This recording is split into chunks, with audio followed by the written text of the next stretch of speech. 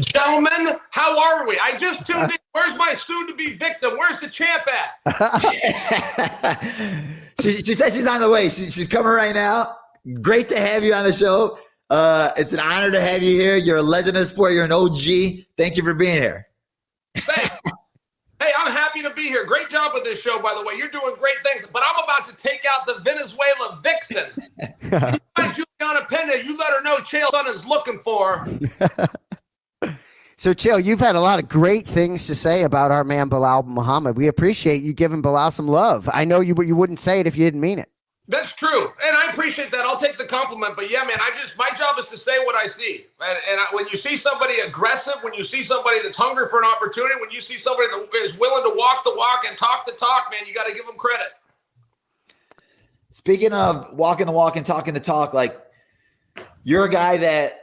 You know, you wrote the path for a lot of guys, where a lot of guys are following that path, even with the way you fought, the way you trash talked, the way you sold yourself. And then even now outside of it, where with your YouTube channel, the way you're posting it with your podcast, and you're seeing now like other fighters like Cormier and Bisping kind of copying the same format of the way you're doing it.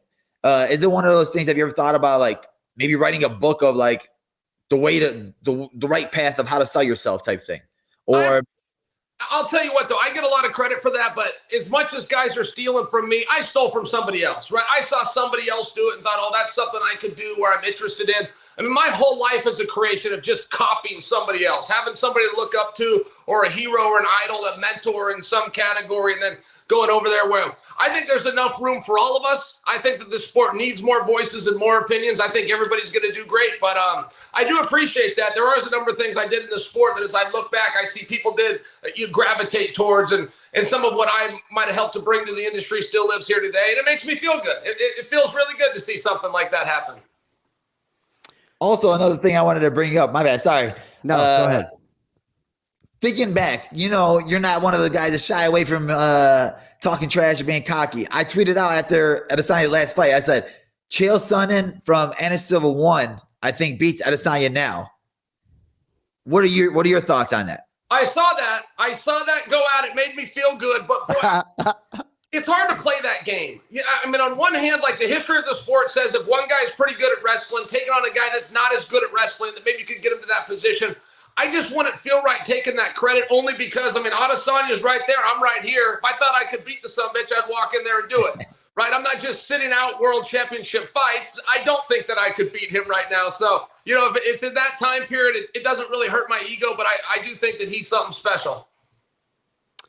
I was just going to ask you, you know, when you were fighting back in the day, the broadcast industry, especially for fighters and even athletes, just wasn't what it is now. And I mean, you definitely are gifted with the tongue. And is it something that I mean, it's very natural, but is it something you thought that you would do, or you thought you'd be in this sort of industry 10 years ago? I never even dreamed of it. And I remember from 6th grade on the first day of class, every teacher I had, but we had to write down what we wanted to be when we grew up. And I remember writing down President of the United States, and the teacher would read this to the class.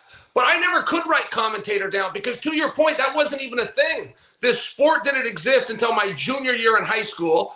And then participating in the sport, or even making the sport something you could do and make a living out of, that wasn't around until about 2003 and 2004 for a very select group of guys. But to your point, to broadcast and get to participate in the events on a weekly basis, no, man, nobody ever envisioned that. Dana told us from day one, I'm going to make this the biggest sport in the world. And you're going to have, you know, more fights than we have games of football, and nobody believed him. But I was in that category of people. I didn't believe him. I didn't think he could pull it off this quick.